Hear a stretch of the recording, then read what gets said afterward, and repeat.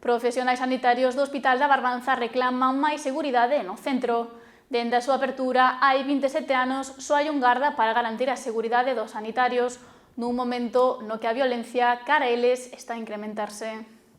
Esta mañá, decenas de profesionais sanitarios do Hospital do Barbanza concentráronse ante as súas portas cunha clara demanda: reforzar a seguridade do centro. A súa comisión reclama que haxa máis persoal, xa que na actualidade só se conta cunha persoa en cada quenda para cubrir todo o complexo hospitalario. Leva funcionando 27 anos, temos exactamente as mesmas presenzas que fai 27 anos, que un guardia de seguridade por quenda. Esa persoa ten que facer rondas por todo o hospital e, aparte, atender as incidencias.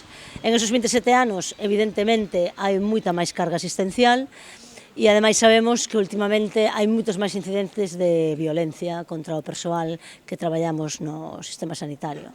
Por eso, nos parece que é totalmente insuficiente un garda de seguridade para todo o hospital por quenda.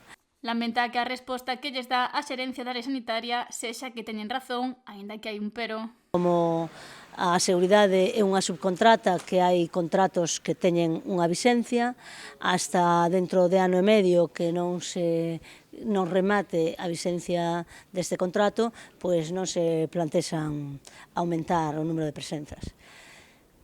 Claro, consideramos que isto non é unha razón. A realidade é que temos incidentes con frecuencia. O último fai 10 días que unha persoa na zona de traballo social agarrou un extintor, o lanzou contra o chan. Tivo que actuar o garda de seguridade, que o levou fora das instalacións hospitalarias, pero aí non rematou o incidente. Veu a policía e sacou unha navalla que pudo sacar dentro. Entón, por dúas cousas, consideramos que por o nivel, esta é unha incidencia que hubo nesta área de traballo social. En urxencias, como na maioría dos centros, é donde máis incidencias hai. Tivemos, tampouco fai demasiado, unha incidencia en que un usuario agarrou o pivote de cemento que suseta a porta, entrou e o lanzou contra o mostrador e a xente que estaba ali. Estes son só dúas das agresións máis recentes que se viviron no Hospital Comarcal, accións que foron violentas e ás que hai que poñer freo. Nós consideramos que unha presenza ten que estar de forma continua no servicio de urxencias e que como mínimo ten que haber outra presenza, porque tamén cando hai unha incidencia deste tipo, a persoa, o garda de seguridade que ten que acudir, traballaría mellor, con máis seguridade para el mismo, si son dúas persoas a que acuden, non? Non é fácil reducir a unha persoa que está en unha situación moi violenta nese momento. Para intentar poñer freo a estas agresións, a Xunta e a Fiscalía estreitaron lazos axilizando as denuncias e persoando a Administración Pública en causas xudiciais.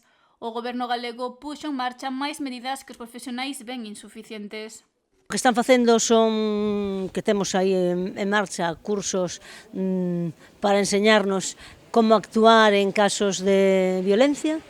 Bueno, nós tamén decimos que hai que intentar previr esa violencia, non manexar cando a violencia está en marcha. Bueno, está ben que teñamos cursos de como afrontalo, pero bueno, están co tema dos botóns do pánico que por ahora se plantexan nos ordenadores. Claro, nós consideramos que eso non é suficiente, porque moitas veces ti non estás no ordenador. E despois, moitas veces, a propia estructura, por exemplo, a estructura destas consultas sí que están pensadas para que ti teñas unha zona de saída porque están comunicadas entre consultas. Algo que non se dá en todas as salas, algo que reclama agora os sanitarios. Rodríguez urxe medidas inmediatas, xa que a escala de violencia actual non dá marxe aos sanitarios de esperar a que acabe o contrato para que se reforce a seguridade no Hospital da Barbanza.